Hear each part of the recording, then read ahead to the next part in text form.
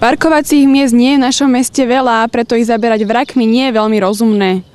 S našou kamerou sme si posvietili na zopár dlhodobo odstavených aut. Tak napríklad mesto o týchto dvoch vozidlách vie a momentálne pracuje na príprave legislatívy. Ak totiž chce legálne odtiahnuť vozidlo, potrebuje vyriešiť hneď niekoľko problémov.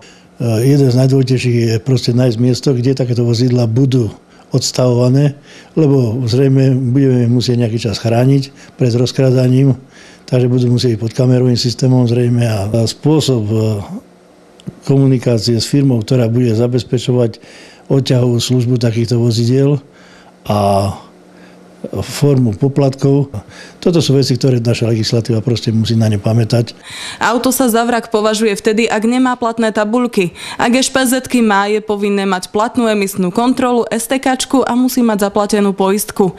Tieto veci môže preveriť polícia, ktorá by v prípade porušenia zákona mala vlastníkovi vozidla udeliť pokutu. Bude samospráva nejakým si spôsobom bojovať aj proti vozidlám, ktoré sú teda riadne zaevidované, ale svojím teda nejakým tým výzorom vzbudzujú vzhľad vraku.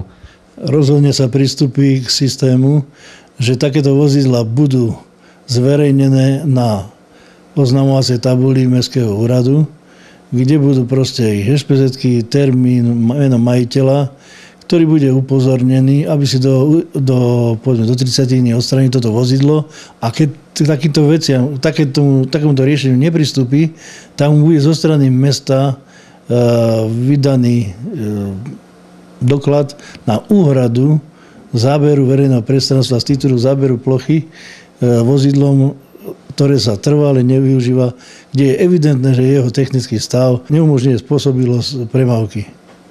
Aj pri prípade dlhodobo odstavených aut sa stretávame s ľudskou aroganciou. Ak teda máte nepojazdné auto, odstavte ho na inom mieste alebo si ho opravte a používajte ho na to, na čo je určené.